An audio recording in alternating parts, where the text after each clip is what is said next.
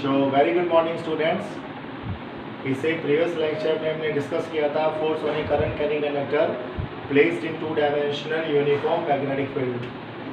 हम सब जानते हैं, मान लीजिए एल लेंथ का कोई कंडक्टर है जो बी मैग्नेटिक फील्ड के अंदर प्लेस है और उसमें से आपका आई करंट फ्लो कर रहा है। कंडक्टर में क्या करेगा, आपका आई करंट फ्लो करेगा तो कंडक्टर पे जो फोर्स लगता है, वो कितना होता है, आई इंटू में क्या होता है, एल क्रॉस बी। कितना होता है, I into L cross B.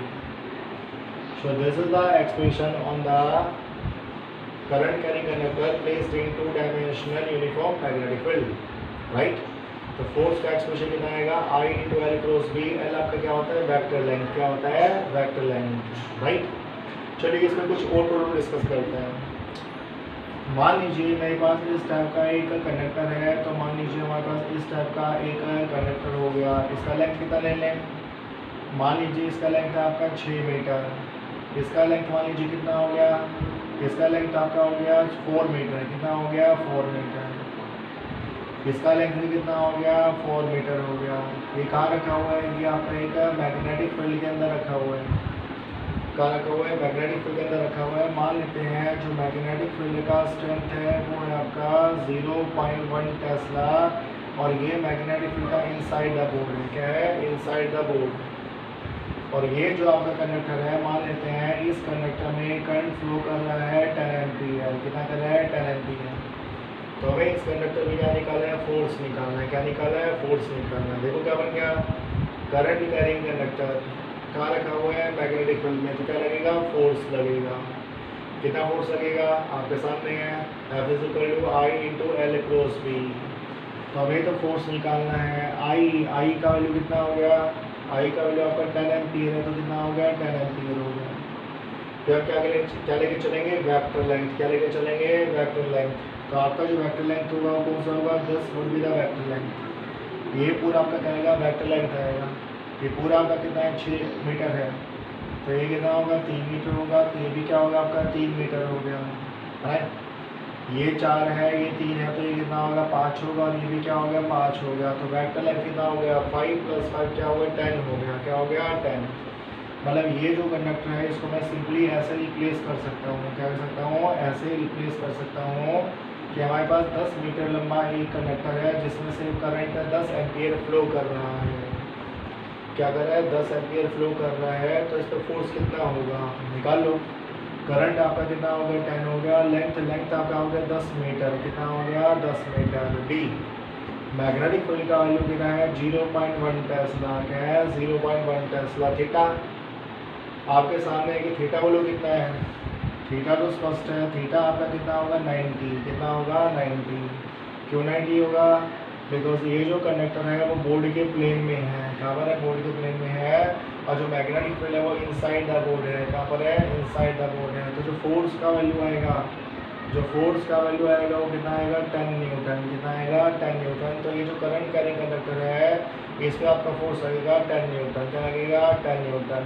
तो मैं कहने का अर्थ है एल जो होता है एल हमेशा क्या होता है, वेक्टर लेंथ। क्या होता है, वेक्टर लेंथ। आइए कुछ और भी क्वेश्चन इस पर डिस्कस करते हैं।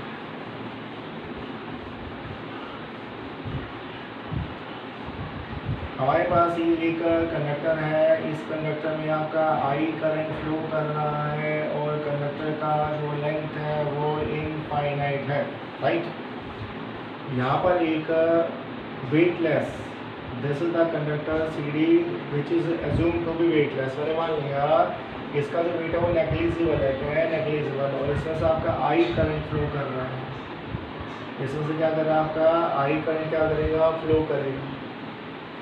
इसमें से क्या करेगा, आपका जो आई करंट है फ्लो करेगा, वो लोग कहाँ फ्लो करेंगे, राइट साइड में, लेफ्ट साइड में। जो करंट है वो आपका कहाँ फ्लो करेगा, लेफ्ट साइड में, राइट साइड में। मान लेते हैं आपका जो करंट फ्लो कर रहा है उसको मान लेते हैं लेफ्ट साइड में। कहाँ पर है, लेफ्ट साइड में। कहाँ मान लेते हैं, जो हमारा करंट हो गया वो बेसिकली कहाँ हो गया, नहीं लेफ्ट में नहीं राइट में लेके चलते हैं, कोई दिक्कत नहीं। जो करंट हो गया आपका राइट साइड में। हमें क्या बताना है, हमें बताना है कि कुछ देर के बाद, ध्यान रखिएगा ये वेटलेस है। ये जो कंडक्टर वेटलेस है उसमें करंट आपका आई फ्लो कर रहा है और ये आपका वेटलेस है। हमें बताना है कुछ देर के बाद, क्या कुछ देर के बाद इसका ओरिएंटेशन कैसा होगा। क्या बताना है, कुछ देर के बाद इसका ओरिएंटेशन कैसा हो जाएगा ये बताना है, राइट। देखो अब आप जानते हैं ये कंडक्टर है, इसके कारण यहाँ पर जो मैग्नेटिक फील्ड होगा क्या होगा, अंदर होगा, क्या होगा, अंदर होगा। तो इस कंडक्टर के कारण यहाँ पर एक मैग्नेटिक फील्ड है जो कि कैसे होती है, नॉन यूनिफॉर्म। कैसे होती है, नॉन यूनिफॉर्म। बिकॉज हम जानते हैं इसके कारण किसी पॉइंट पे या आर डिस्टेंस पे जो मैग्नेटिक फील्ड होता है वो होता है आपका म्यू नॉट आई अपॉन में कितना होता है, 2 पाई आर। तो जैसे जैसे आर बढ़ेगा, जैसे जैसे आर बढ़ेगा वैसे वैसे मैग्नेटिक फील्ड क्या होगा, कम होगा। और मैग्नेटिक फील्ड अगर कम होगा तो मैग्नेटिक फोर्स भी क्या होगा, कम हो जाएगा, है ना। तो सी पे फोर्स क्या होगा, ज़्यादा होगा, डी पे फोर्स क्या होगा, कम होगा। आई होप आपको क्लियर होगा। फोर्स हमेशा कितना आता है, आई एल बी होता है। तो जैसे जैसे दूर जाएंगे वैसे वैसे आर बढ़ेगा, आर बढ़ेगा तो बी कम होगा, बी कम होगा तो फोर्स भी क्या होगा, कम होगा। तो कह सकते हैं कि सी पॉइंट पे फोर्स क्या है, ज़्यादा है, और डी पॉइंट पे फोर्स क्या है, कम है। सी पॉइंट पे फोर्स क्या होगा, ज़्यादा होगा, डी पॉइंट पे फोर्स क्या होगा, कम होगा, राइट। अच्छा फोर्स का डायरेक्शन कैसे होगा, फोर्स का डायरेक्शन बोलो क्या होगा। फोर्स का डायरेक्शन निकालेंगे दो तरीके होते हैं। एक होता है आपका फ्लेमिंग लेफ्ट हैंड रूल, है ना। ये आपका करंट है तो करंट आपका ऐसे ही फ्लो कर रहे हैं। मैग्नेटिक फील्ड आपका अंदर है तो फोर्स क्या लगेगा, ऊपर लगेगा, क्या लगेगा, ऊपर। तो इस पूरे कंडक्टर पे फोर्स क्या लगेगा, ऊपर लगेगा, क्या लगेगा, ऊपर लगेगा। बट सी पे फोर्स क्या होगा, ज़्यादा होगा, डी पे फोर्स क्या होगा, कम होगा। बिकॉज यहाँ फील्ड लिखा है कहाँ पे, फोर्स भी कम होगा। तो कुछ देर के बाद इसका जो ओरिएंटेशन है वो आपका ऐसा हो जाएगा।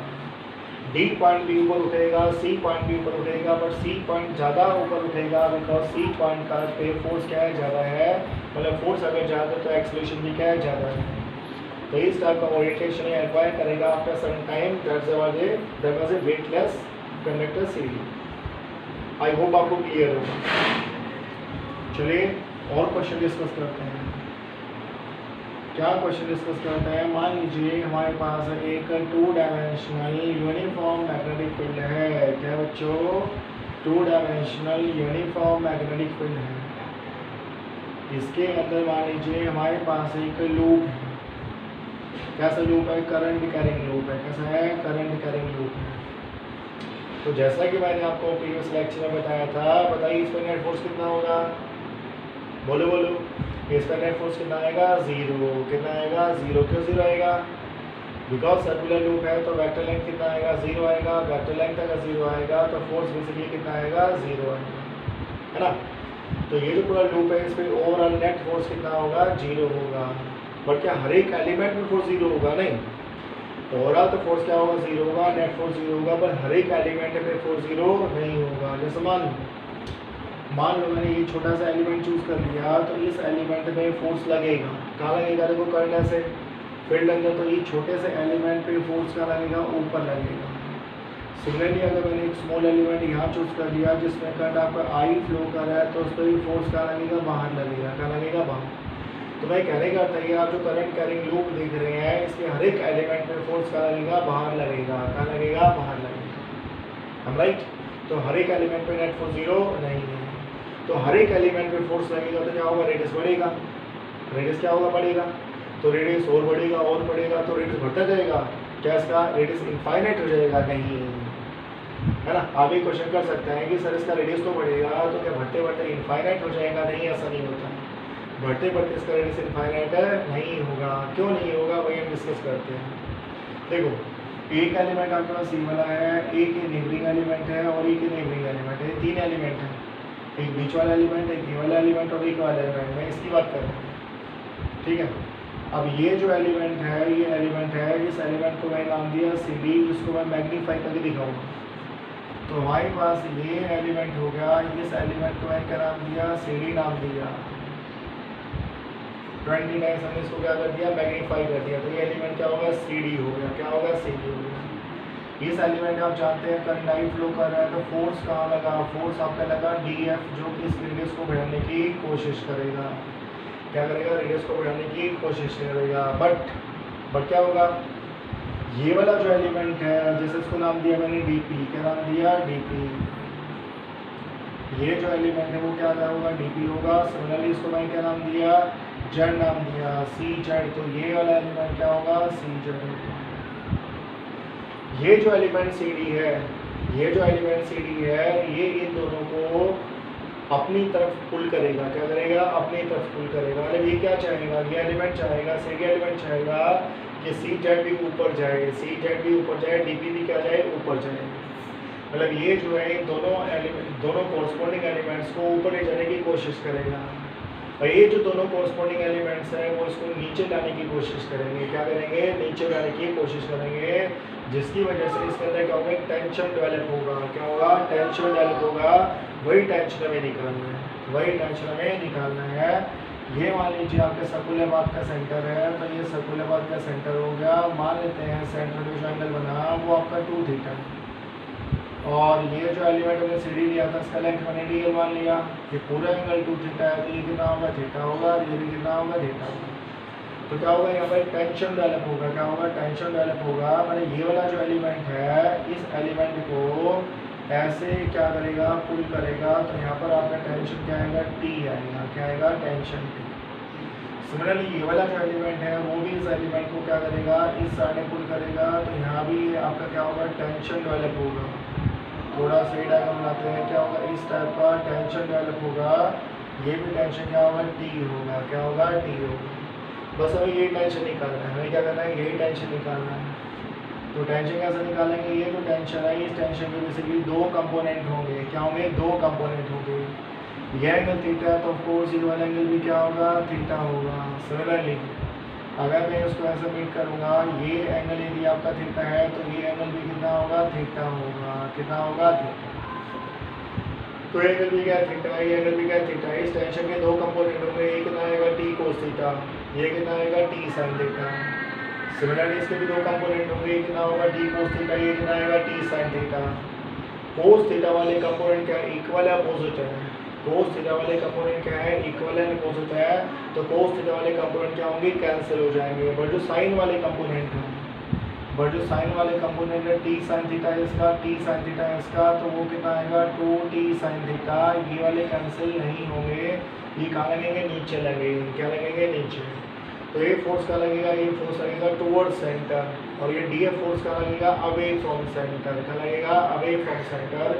तो क्या होगा, क्या होगा, एक इक्विलिब्रियम कंडीशन क्रिएट होगा। क्या क्रिएट होगा, इक्विलिब्रियम कंडीशन क्रिएट होगा, जहाँ पर आपका डी एफ फोर्स जो है वो आपका 2t साइन थीटा के इक्वल होगा। क्या होगा, 2t साइन थीटा के इक्वल। डी एफ कितना होता है, डी एफ तो आप जानते हैं, आई डी एल वी। तो आई हो गया, इसका जो लेंथ है वो आपका डी एल हो गया, मैग्नेटिक फील्ड आपका बी है। यहाँ कितना आएगा, 2 आएगा, टी आएगा। एंगल बहुत छोटा है, अरे एलिमेंट बहुत छोटा है। ये जो एलिमेंट इसका लेंथ डी एल है, तो एलिमेंट बहुत छोटा है, तो एंगल बहुत छोटा है। और एंगल अगर बहुत छोटा होगा तो हम साइन थीटा को थीटा लिख सकते हैं, इसमें कोई दिक्कत नहीं है। बताइए डी एल क्या होगा, डी एल क्या है, डी एल आपका आर्क है। क्या है, आर्क। आर्क क्या होता है, एंगल इंटू रेडियस। क्या होता है, एंगल इंटू रेडियस। तो रेडियस को मैंने आर मान लिया, तो रेडियस आपका कितना हो गया, आर हो गया। एंगल आपका कितना हो गया, 2 थीटा। तो ध्यान रखिएगा, आप जानते हैं आर्क जो होता है वो हमेशा क्या होता है, एंगल इंटू रेडियस होता है। तो एंगल आपका 2 थीटा आएगा, रेडियस आपका आ रहेगा, इंटू में आपका क्या होगा, बी होगा। यहाँ कितना आएगा, 2t थीटा आएगा। यहाँ भी थीटा है, यहाँ भी थीटा है, यहाँ भी 2 है, यहाँ भी 2 है। तो 2 ने 2 को मार दिया, थीटा ने थीटा को मार दिया। तो टेंशन का वैल्यू कितना आएगा, टेंशन का वैल्यू आपका आएगा आई आर बी। क्या आएगा, आई आर। तो ये आपका टेंशन का सोल्यूशन है ना, ये क्या है, टेंशन का सोल्यूशन है। तो टेंशन का वैल्यू आएगा आई आर बी। कितना आएगा, आई आर बी। और जब ये आई में पूछा गया था, जब ये आई में पूछा गया था तो उसमें क्या गिवन था, उसमें गिवन था ये जो लूप है, ये जो लूप है इसका लेंथ एल है। तो कुछ भी नहीं है, हम क्या करेंगे, जो लेंथ एल है वो इसकी सर्कमफ्रेंस की इक्वल होगा। तो L equal to 2 pi R. तो आर का वैल्यू कितना आएगा, आर का वैल्यू आएगा एल अपॉन 2 पाई। कितना होगा, एल अपॉन 2 पाई। तो टेंशन कितना होगा, टेंशन आपका आई हो गया, एल यहाँ आर की जगह एल अपॉन में 2 पाई हो गया, साथ में आपका क्या होगा, बी हो गया। तो जो टेंशन का मामला आएगा कितना आएगा, आई एल बी अपॉन 2 पाई। कितना आएगा, आई एल बी अपॉन 2 पाई। तो ये क्या होगा, टेंशन डेवलप होगा, है ना। कितना डेवलप होगा, I L B upon 2 pi. Right, I hope इतना आपको क्लियर होगा। तो ये भी ध्यान रखिएगा टेंशन कैसे डेवलप होती है। ये एलिमेंट और ये वाला एलिमेंट इसको नीचे पुल करने की कोशिश करेगा और ये बीच वाला एलिमेंट इसको ऊपर पुल करने की कोशिश करेगा, तो उसकी वजह से इसमें क्या एक टेंशन डेवलप होता है। या आपने वहाँ भी स्टडी किया होगा प्लस वन वेव्स में, जब हम क्या निकालते हैं वेलोसिटी ऑफ ट्रांसवर्स वेव, क्या निकालते हैं वेलोसिटी ऑफ ट्रांसवर्स वेव। और फिर आपने यही क्वेश्चन इलेक्ट्रोस्टैटिक्स में भी स्टडी किया होगा, कहाँ स्टडी किया होगा इलेक्ट्रोस्टैटिक्स में। So these were some questions on the numericals on the force on a current carrying conductor placed in two-dimensional uniform magnetic field. अब हमारा जो नेक्स्ट आर्टिकल है, ये नेक्स्ट आर्टिकल आपका सीबीएसई पॉइंट ऑफ व्यू से बहुत ही महत्वपूर्ण है। क्या आर्टिकल है? हमें आर्टिकल गिवन है कि हमारे पास दो कंडक्टर हैं। क्या है? दो कंडक्टर हैं। दोनों कैसे कंडक्टर है? स्ट्रेट कंडक्टर है। कैसे कंडक्टर है? स्ट्रेट कंडक्टर है और इनका लेंथ जो है वो इनफाइनाइट है। तो बच्चों ध्यान रखिएगा, डॉट डॉट का क्या होता है कि इनका जो लेंथ है वो इनफाइनाइट है। These are two infinitely long straight current carrying conductors. हमें इन दोनों में क्या निकालना है? फोर्स निकालना है। क्या निकालना है? फोर्स। हमें दोनों में क्या निकालना है? फोर्स निकालना है। मान लीजिए इन दोनों के बीच में सेपरेशन आर है, ये आपका कंडक्टर नंबर 1 है और ये आपका कंडक्टर नंबर 2 है। हमें दोनों में क्या निकालना है? फोर्स निकालना है। क्या निकालना है? फोर्स। पहली बात तो ये आएगी कि इनमें फोर्स क्यों लगेगा। क्या आएगा? पहली बात ये आएगी कि इनमें फोर्स क्यों लगेगा, है ना। देखो पहले मैं कंडक्टर 1 की बात करता हूँ, तो जो कंडक्टर 1 है इसमें करंट ऊपर है, तो इस साइड में फिंगर कहाँ जाएंगे? Inside the board. तो कंडक्टर 1 के कारण यहाँ पर एक अंदर की तरफ क्या होगा? मैग्नेटिक फील्ड होगा। क्या होगा? मैग्नेटिक फील्ड होगा। उस मैग्नेटिक फील्ड को मैंने नाम दिया B1। क्या नाम दिया? B1। यही काम करते हैं हम, कुछ मैग्नेटिक फील्ड लाइंस ड्रॉ करते हैं। क्या ड्रॉ करते हैं? Magnetic field lines. जैसे जो मैग्नेटिक फील्ड लाइंस होगा कैसे होगा? यहाँ पर मैग्नेटिक फील्ड लाइंस आपका अंदर होगा, बिकॉज मैग्नेटिक फील्ड आपका अंदर है या बाहर होगा। सिमिलरली मैंने एक लाइन और ड्रॉ किया, तो सिमिलरली मैंने एक लाइन ये भी ड्रॉ कर दिया, तो यहाँ फील्ड आपका अंदर है, यहाँ फील्ड आपका बाहर है। वैसे ही मैंने क्या किया, एक लाइन मैंने और ड्रॉ कर दिया, तो ये लाइन ड्रॉ करेंगे तो यहाँ फील्ड आपका अंदर है, यहाँ फील्ड आपका बाहर है। तो ये जो अंदर वाला फील्ड है ये फील्ड आपका है B1। क्या है? B1। तो जो कंडक्टर नंबर 2 है, जो कंडक्टर नंबर 2 है वो एक इनवर्ड फील्ड B1 के अंदर प्लेस है। कहाँ प्लेस है? इनवर्ड फील्ड B1 के अंदर प्लेस है, राइट। अभी क्या बन गया? ये करंट कैरिंग कंडक्टर तो पहले ही था, अब क्या होगा? मैग्नेटिक फील्ड भी हो गया। तो अब ये करंट कैरिंग कंडक्टर है जो कि मैग्नेटिक फील्ड के अंदर रखा हुआ है, तो इसमें क्या लगेगा? फोर्स लगेगा। क्या लगेगा? फोर्स लगेगा। उसी फोर्स का हमें एक्सप्रेशन निकालना होता है। सिमिलरली यदि हम कंडक्टर 1 की बात करें तो कंडक्टर 1 पे भी क्या होगा? फोर्स होगा। क्यों फोर्स होगा? बोलो क्यों फोर्स होगा? क्योंकि जो कंडक्टर 1 है, जो कंडक्टर 1 है वो कंडक्टर 2 की मैग्नेटिक फील्ड के अंदर प्लेस है। देखो इसमें का करंट आपका ऊपर है, तो मैग्नेटिक फील्ड का होगा? बाहर होगा। तो अगर मैं यहाँ पर कुछ मैग्नेटिक फील्ड ड्रॉ करता हूँ, ऐसे मैंने ड्रॉ किया, तो यहाँ फील्ड आपका बाहर होगा, यहाँ फील्ड आपका अंदर होगा। एक लाइन और ड्रॉ करेंगे तो यहाँ फील्ड आपका क्या होगा? बाहर होगा, यहाँ फील्ड आपका अंदर होगा। एक लाइन और ड्रॉ करेंगे तो ऐसे हमने उसको ड्रॉ कर दिया, यहाँ फील्ड क्या होगा? अंदर होगा, यहाँ फील्ड क्या होगा? बाहर होगा। तो इस टाइप का कहेगा मैग्नेटिक फील्ड आएगा। ये मैग्नेटिक फील्ड आपका क्या है? B2 है। क्या है? B2 है। तो आप देख सकते हैं जो कंडक्टर 2 है, जो कंडक्टर 2 है वो मैग्नेटिक फील्ड B1 के अंदर प्लेस है और जो कंडक्टर 1 है वो मैग्नेटिक फील्ड B2 के अंदर प्लेस है। तो क्या बन गई? करंट कैरिंग कंडक्टर कहाँ प्लेस है? मैग्नेटिक फील्ड के अंदर। तो क्या लगेगा? फोर्स लगेगा। तो क्या लगेगा? फोर्स लगेगा। और क्योंकि दोनों का लेंथ इनफाइनाइट है, कैसा है? इनफाइनाइट है, तो हम जो फोर्स निकालेंगे वो किसको निकालेंगे? यूनिट लेंथ पे। किसको निकालेंगे? यूनिट लेंथ पे। चलिए अब मैं दोनों डायग्राम को कंबाइन करता हूँ। हम दोनों डायग्राम को कैसे कंबाइन करेंगे?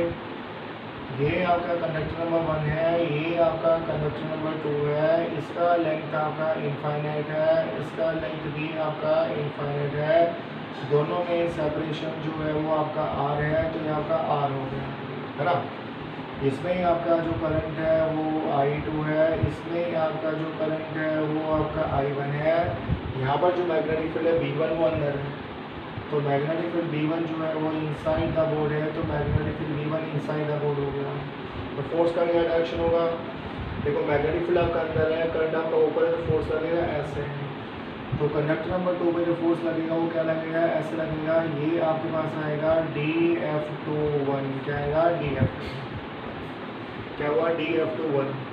मैंने d क्यों नाम दिया, बिकॉज इसको मैंने इसलिए dF नाम दिया बिकॉज हम जो फोर्स निकालेंगे वो यूनिट लेंथ पे निकालेंगे, स्मॉल एलिमेंट पे निकालेंगे। जैसे मैंने स्मॉल एलिमेंट चूज कर दिया, स्मॉल एलिमेंट का लेंथ है dL2, मैं इस पर फोर्स निकालूंगा।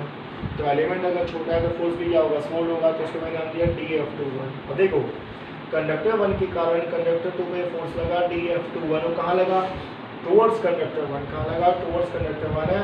तो ये जो कंडक्टर 2 है वो कंडक्टर 1 की तरफ खींचा चलाएगा, क्या आएगा, खींचा चला जाएगा, मतलब क्या होगा, अट्रैक्शन होगा, क्या होगा, अट्रैक्शन, है ना। ध्यान रखिएगा, अगर दो parallel straight current carrying conductors है जिनमें सेम डायरेक्शन में करंट फ्लो करता है तो उनके बीच में क्या होता है, अट्रैक्शन, क्या होता है, अट्रैक्शन। सिमिलरली यहाँ पर जो मैग्नेटिक फील्ड आपका, वो मैग्नेटिक फील्ड आपका B2 है, B2 है, और ये जो मैग्नेटिक फील्ड B2 है वो कहाँ पर है, बाहर है, तो बाहर हो गया। फोर्स क्या लगेगा, इस पे जो फोर्स आपका लगेगा वो क्या लगेगा, ऐसा लगेगा, इस फोर्स को नाम दिया dF12, मतलब फोर्स ऑन एलिमेंट dL1, इसका लेंथ मान लीजिएगा dL1। तो ये dL1 यानी कि फर्स्ट एलिमेंट पे फोर्स है ड्यू टू 2, तो नाम दिया इसको dF12, क्या नाम दिया, dF12। आई होप आप बच्चों को क्लियर है ना। अब मुझे तो क्या निकालना है, मुझे तो अच्छा फोर्स कैसा होगा, अट्रैक्टिव होगा। कंडक्टर 1 जो है वो कंडक्टर 2 को अट्रैक्ट करेगा, कंडक्टर 2 जो है वो कंडक्टर 1 को अट्रैक्ट करेगा, है ना। तो ये जो अट्रैक्टिव फोर्स है कितना होगा, जैसे पहले वो निकालना है dF21, तो बताओ dF21 कितना होगा, करंट तो इसमें I2 है, ये जो छोटा सा एलिमेंट हमने चूज किया है इसका करंट आपका I2 है, लेंथ क्या है, इस एलिमेंट का लेंथ आपका dL2 है, मैग्नेटिक फील्ड आपका B1 है, क्या है, B1 है। तो B1 जो मैग्नेटिक फील्ड आएगा कितना आएगा, म्यू0 आएगा, साथ में आपका I1 आएगा, साथ में आपका कितना आएगा, 2πr, कितना आएगा, 2π, राइट। तो इस एलिमेंट पे इतना क्या होगा, फोर्स होगा। अगर मैं इस dL2 को नीचे ले जाऊँ, अगर मैं इस dL2 को नीचे ले जाऊँ तो ये आएगा फोर्स पर यूनिट लेंथ, तो फोर्स पर यूनिट लेंथ कितना होता है, म्यू0 I1 I2/2πr, कितना होता है, म्यू0 I1 I2/2πr, this will be the force per unit length, क्या होगा, force per unit length. Similarly हम क्या निकालेंगे, dF1 निकालेंगे, क्या निकालेंगे, dF1, बोलो dF1 कितना होगा, जो dL1 एलिमेंट है उसमें करंट आपका I1 है, तो करंट आपका I1 है, एलिमेंट का लेंथ आपका क्या है, D1 है, मैग्नेटिक फील्ड आपका B2 है, तो B2 कितना आएगा, B2 आपका आएगा म्यू0 I2/2πr, है ना। B2 जो मैग्नेटिक फील्ड है वो यहाँ पर है इसके कारण, तो इसी कारण फील्ड कितना आएगा, म्यू0 I2/2 कितना हो गया, 2πr। तो हमें क्या गया, ये आपका dF1 है, ये आपका सॉरी dF12 है, ये आपका क्या होगा, dL1 हो गया, तो ये फोर्स कितना आएगा, म्यू0 आएगा, साथ में आपका I1 आएगा, साथ में आपका I2 आएगा, साथ में कितना आएगा, 2πr, कितना आएगा, 2πr। तो जो फोर्स पर यूनिट लेंथ आएगा इस कंडक्टर में कितना आएगा, म्यू0 I1 I2/2πr। तो ऐसा फोर्स निकाल सकते हैं, कोई दिक्कत नहीं है। और फोर्स कैसा होगा, अट्रैक्टिव होगा, कैसा होगा, अट्रैक्टिव होगा। कंडक्टर 1 कंडक्टर 2 को अट्रैक्ट करेगा और कंडक्टर 2 कंडक्टर 1 को क्या करेगा, अट्रैक्ट करेगा। तो ध्यान रखिएगा, अगर दो parallel straight current carrying conductors है जिनमें सेम डायरेक्शन में क्या करेगा, करंट फ्लो करेगा, तो उनमें क्या होता है, अट्रैक्शन, क्या होता है, अट्रैक्शन। अच्छा अपोजिट करंट फ्लो करेगा तो अच्छा एक बात हो, यहाँ से सीरीज में पूछा जाता है डिफाइन 1 एम्पियर, क्या पूछा जाता है, डिफाइन 1 एम्पियर। हमें क्या करना है, हमें 1 एम्पियर को डिफाइन करना है, कुछ भी नहीं, बहुत ही सिंपल है। तो जैसा कि आप देख रहे हैं, अगर मैं जनरल में लिखूँगा तो dF/dL का जो वैल्यू हो गया वो कितना हो गया, म्यू0 हो गया, साथ में आपका 2π हो गया, साथ में आपका I1 हो गया, I2 हो गया, और क्या हो गया, R हो गया। हमें तो 1 एम्पियर को डिफाइन करना है।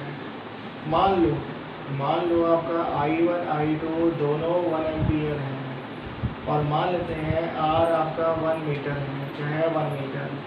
तो आपका जो dF/dL होगा वो कितना होगा, वो होगा आपका म्यू0 में कितना होगा, 2π। इसका वैल्यू क्या होता है, 2 × 10⁻⁷ न्यूटन, कितना होता है, 2 × 10⁻⁷ न्यूटन।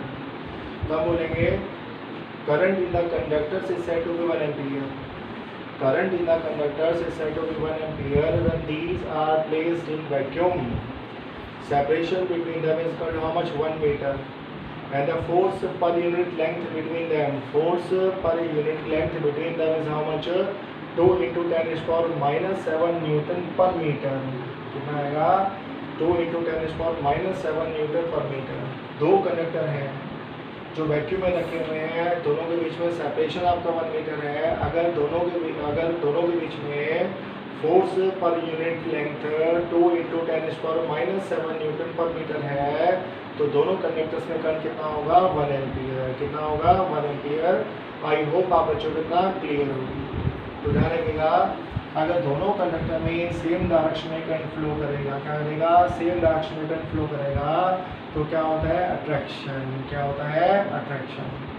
अगर रिवर्स करंट फ्लो करेगा तो रिपल्शन. कैसे रिपल्शन? देखो, एक कंडक्टर हमारे पास ये वाला है, इसमें करंट आपका I1 है. दूसरा कंडक्टर आपके पास ये वाला है, इसमें कंडक्टर I2 है.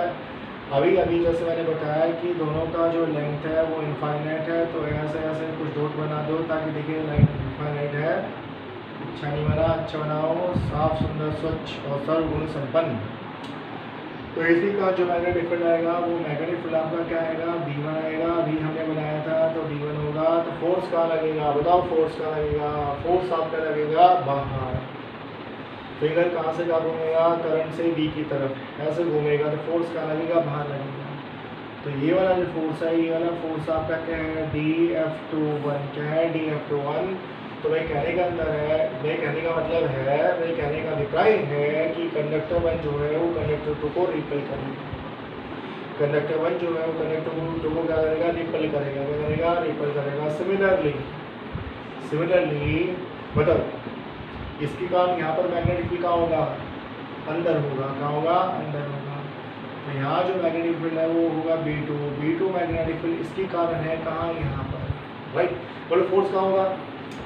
फोर्स अगर हमें निकालना पड़ेगा तो करंट आपका ऊपर गया, फील्ड आपका अंदर है, तो फोर्स लगेगा आपका ऐसे. तो ये वाला जो फोर्स है वो क्या लगेगा? ऐसा लगेगा. ये वाला फोर्स आएगा dF12. कितना आएगा? dF12. तो क्या होगा? कंडक्टर 2 कंडक्टर 1 को दूर फेंकेगा, और कंडक्टर 1 कंडक्टर 2 को क्या होगा? दूर फेंकेगा. मतलब दोनों में क्या होगा? रिपल्शन. क्या होगा? रिपल्शन. तो अगर सेम डायरेक्शन में करंट फ्लो करेगा तो अट्रैक्टिव फोर्स होता है, अपोजिट करंट फ्लो करेगा तो क्या होता है? Repulsive force. कैसा होता है? Repulsive force. चलो, अगर मैं आपसे एक छोटा सा क्वेश्चन करूँ, क्या करूँ? छोटा सा क्वेश्चन करूँ कि मान लीजिए मेरे पास इस टाइप का एक स्प्रिंग है, और इस स्प्रिंग में से I करंट फ्लो कर रहा है. क्या कर रहा है? स्प्रिंग में से आपका I करंट फ्लो कर रहा है. ऐसे बताओ क्या होगा? स्प्रिंग का लेंथ कम होगा या ज़्यादा होगा? क्या बताना है? दोबारा बनाता हूँ. थोड़ा बड़ा बनाएंगे तो उसमें करंट का डायरेक्शन आपको दिखाई देगा. तो ये पहला एलिमेंट है, ये दूसरा होगा, ये थर्ड होगा, ये फोर्थ होगा. तो करंट आपका ऐसे आ रहा है, तो यहाँ का ऐसे होगा, यहाँ का ऐसे होगा, यहाँ ऐसे होगा, यहाँ ऐसे होगा, यहाँ ऐसे होगा, यहाँ ऐसे होगा.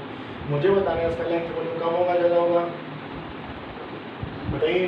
कॉन्ट्रैक्शन होगा, एक्सपेंशन होगा? ऑफ कोर्स क्या होगा? कॉन्ट्रैक्शन होगा. क्यों कॉन्ट्रैक्शन होगा? देखो, ये जो नेबरिंग लूप है, ये जो नेबरिंग टर्न है, इन दोनों में करंट का डायरेक्शन क्या है? सेम है. क्या है? सेम है. तो क्योंकि करंट का डायरेक्शन सेम है तो क्या होगा? इनमें अट्रैक्शन होगा. क्या होगा? अट्रैक्शन होगा. और अट्रैक्शन होगा तो क्या होगा? कंप्रेशन होगा. क्या होगा? कंप्रेशन होगा. कॉन्ट्रैक्शन होगा. तो मैं कहने का तो ये जो स्प्रिंग है वो क्या होगा? आपका कंप्रेस होगा, कॉन्ट्रैक्ट होगा. क्या होगा? कॉन्ट्रैक्ट होगा. क्यों कॉन्ट्रैक्ट होगा?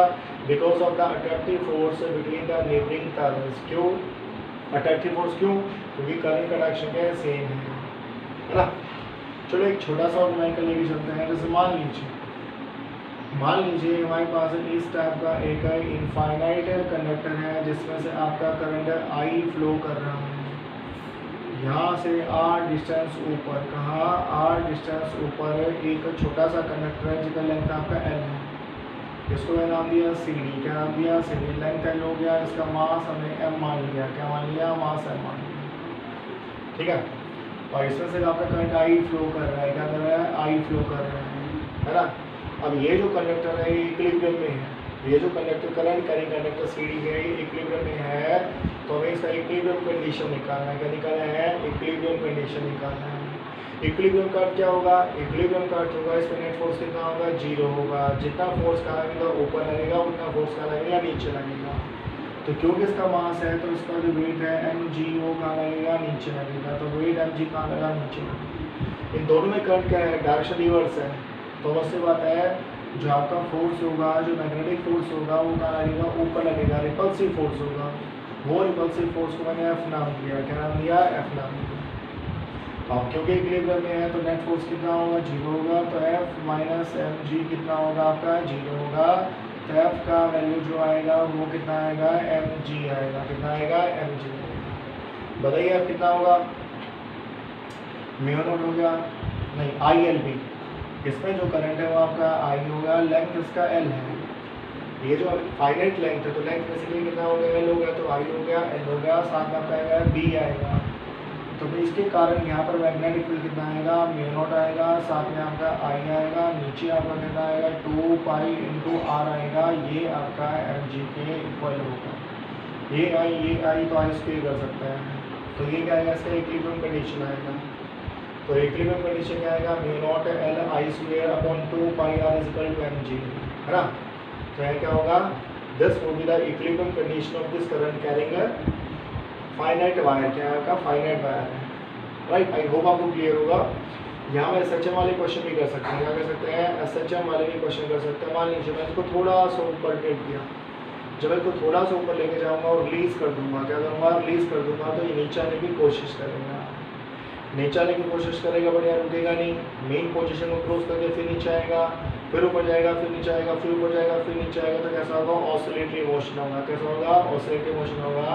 और यदि इसका डिस्प्लेसमेंट बहुत स्मॉल है, मैं इसको थोड़ा सा ऊपर लेके गया और रिलीज कर दिया, तो वही ऑसिलेटरी मोशन क्या होगा, एसएचएम होगा। क्या होगा, एसएचएम होगा। और जब एसएचएम होगा तो हम वहाँ से उसका टाइम पीरियड भी निकाल सकते हैं। क्या निकाल सकते हैं, टाइम पीरियड भी हम वहाँ से निकाल सकते हैं। आई होप आपको क्लियर होगा। तो ये इसका इक्विलिब्रियम कंडीशन है। So these are the articles which are based on the force on a current carrying conductor placed in two-dimensional uniform magnetic field, right? I hope आप बच्चों को क्लियर होगा। अब हम जो नेक्स्ट आर्टिकल करेंगे, that next article is very very important. That is the principle of moving coil galvanometer. क्या है, मूविंग कॉइल गैल्वेनोमीटर का प्रिंसिपल है। तो ये जो आर्टिकल होता है, this is the torque on a current carrying conductor, torque on a current carrying loop, current carrying loop placed in a magnetic field, placed in a magnetic field। हमारे पास एक current carrying loop है, वो कहाँ रखा हुआ है, वो एक मैग्नेटिक फील्ड के अंदर रखा हुआ है। तो हमें क्या करना है, उस पर टॉर्क निकालना है। क्या निकालना है, टॉर्क निकालना है। तो आर्टिकल का नाम क्या होगा, torque on A current carrying loop placed in a magnetic field, right. ये करना है। चलिए नेक्स्ट टाइम करते हैं। Thank you, very nice day.